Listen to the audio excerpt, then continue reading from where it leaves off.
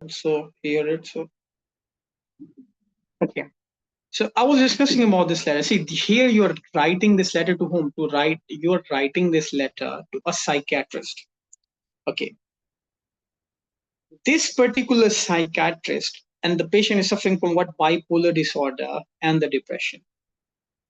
If you'll mention in this, the way we were discussing it before, initially she presented with increased attacks of asthma, fungal infections, skin lesions, okay, pap smear, okay, breast mass, miconazole was recommended, okay. Is there anything that is related to psychiatrist? If I am a psychiatrist, let's just take an example of yours, doctor. If you are a psychiatrist and I am a GP and I'm sending the patient to you and I'm writing this information, in the purpose I'm writing bipolar disorder, and after that I'm giving you this information, would you be able to predict after reading this the why the hell he has sent me the patient? He's telling me that the patient has bipolar disorder and he's talking about pap smear, fungal infection, asthma. I mean, I can't do anything about pap smear, fungal infection, and asthma.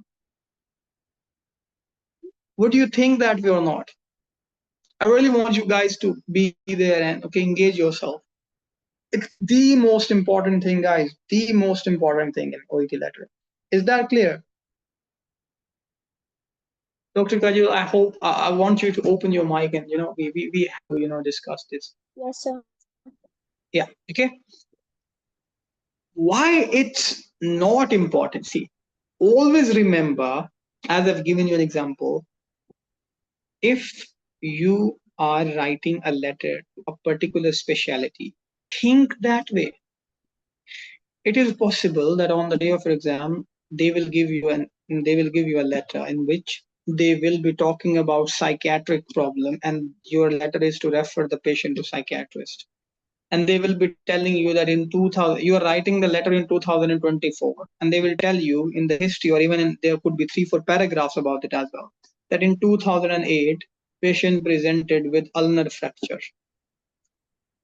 After that there was a plaster slab applied on the arm. She was advised to have a break. She rested, she felt okay, then the plaster off. Okay, and after that, she was doing well. Again, after 1 year, she presented with eye pain, and there was, you know, infection of the eye. Okay, and that infection was viral, and we prescribed some, oral the counter medication for the pain, and some general advices were given, and patient was doing fine and went home. After that, he again presented with the ear pain, and there was a ear discharge. Okay, and that assessment of otitis externa was made, and he was prescribed amoxicillin.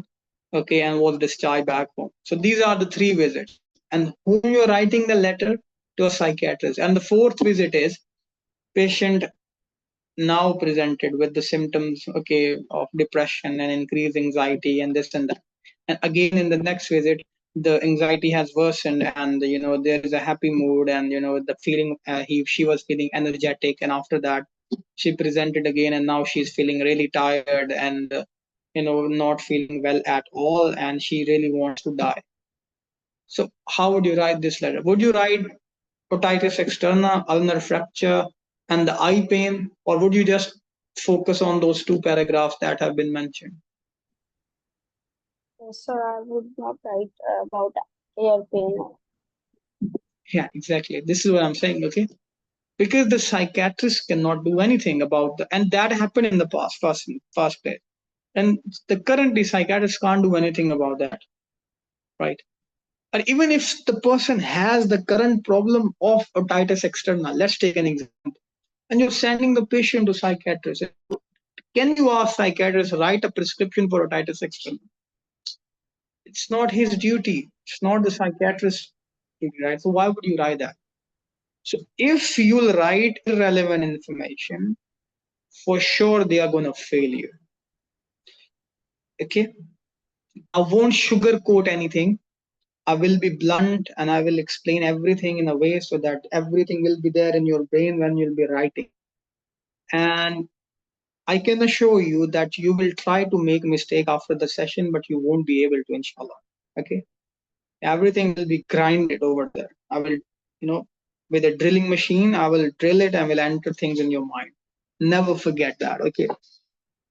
So this is important. This is how you have to think and you have to write a letter. Write according to the situation. Now, I'm not saying don't write anything about asthma. See, asthma is a chronic medical condition. That can also be a reason for the depression. She might be having frequent attacks and she's now done. She don't want to be there. She just wants some relief and she is unable to get it. That is the possibility. But you will not make things up. You cannot put a lipstick on the asthma and you can't just have proper makeup of the asthma and fungal infection and place right in between your letter after the purpose. Where would you write that? You would write in the history. Please note, Mrs. Volta has been diagnosed with asthma and chronic fungal infection for which she takes regular medication. That's it. Nothing else that is concerning over here because psychiatrists cannot give anything about the asthma. Okay. Sir. Yes, sir.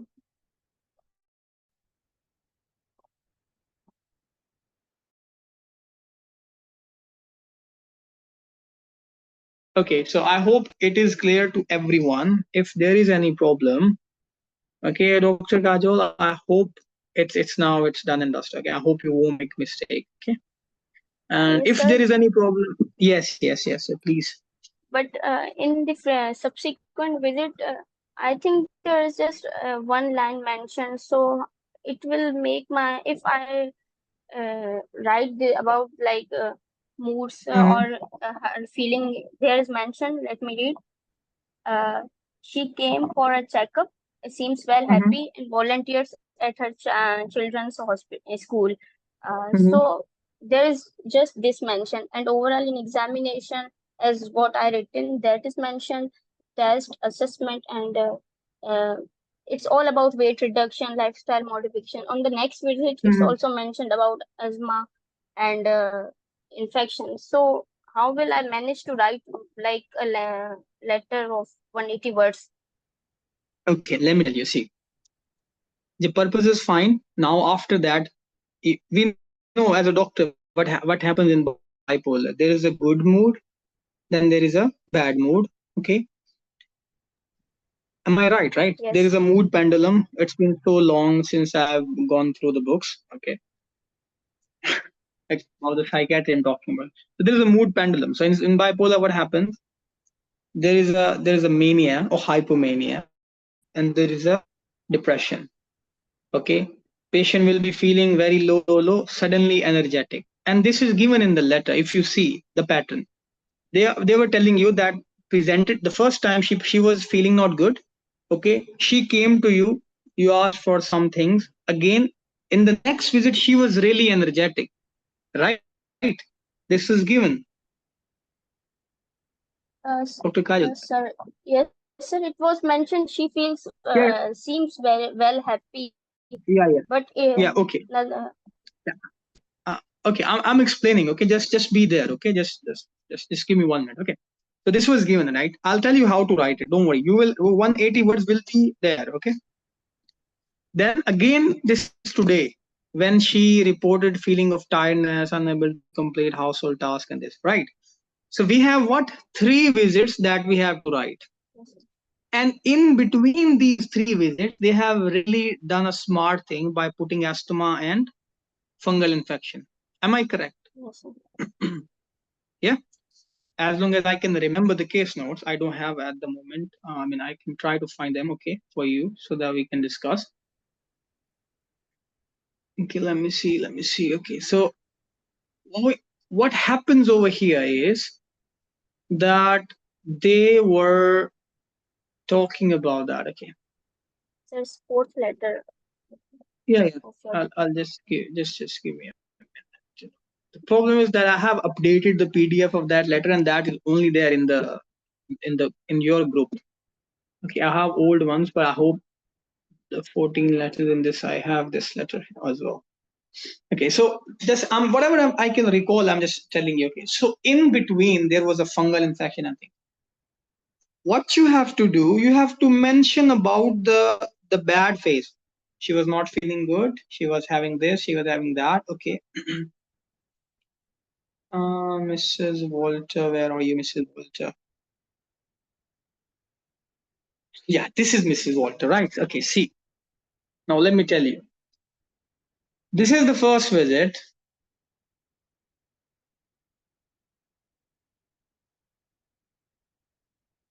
Okay.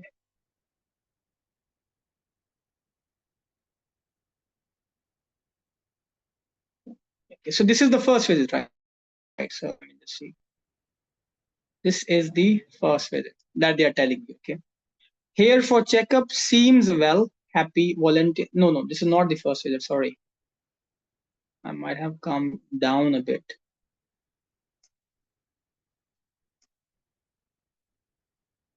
Yeah, this is the history. Okay.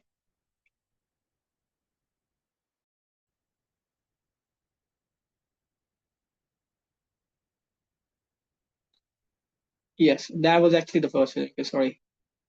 It's been so long since I've been gone through these notes. Okay. So this is the history. See, this thing is the history. Let me just go through it. Okay. So this is history. You can mention this one. You can mention these things in the history. Okay. These things. These are important to mention. Okay. This one. Done. Then this was what? This was here for the checkup, seems well, happy, volunteers at her children's school. Okay.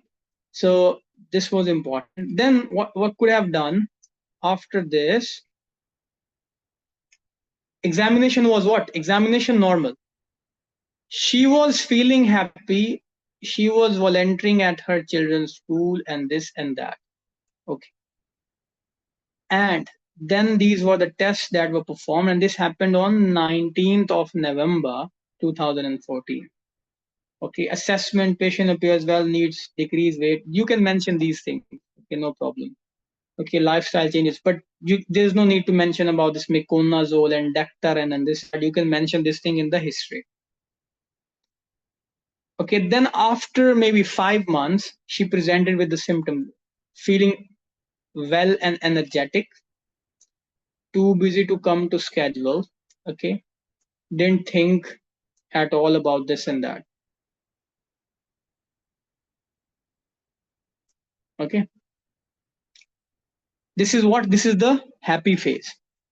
Then here, feelings of not coping, wanting to die. This is why I have mentioned to write this particular letter in what? In urgent way. Yeah. Yes, And here, if you see, it is written, it is an urgent referral letter. Okay. So the problem started from where? That you didn't even properly look at the case notes. That was the actual problem. So let me now just give you an example. If you would have written this letter in an urgent way, what happens? Purpose, the way you have written, that is fine, right? Then what happens after? You will write this paragraph first. Am I correct? In an urgent way, we know that we have to write what today we write, right? Yes. Now things will fall in place. Yes, sir, I got Okay, you. now things are going to fall. Yeah, okay, I hope.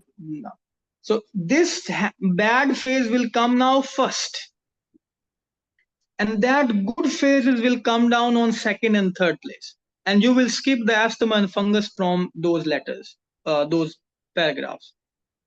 Okay, and now what happens? How would your letter look like? Purpose, bad phase, good phase, past history, conclude. Getting my point? Yes, sir. Okay. Now 180 words would be counted or not? Yes, sir.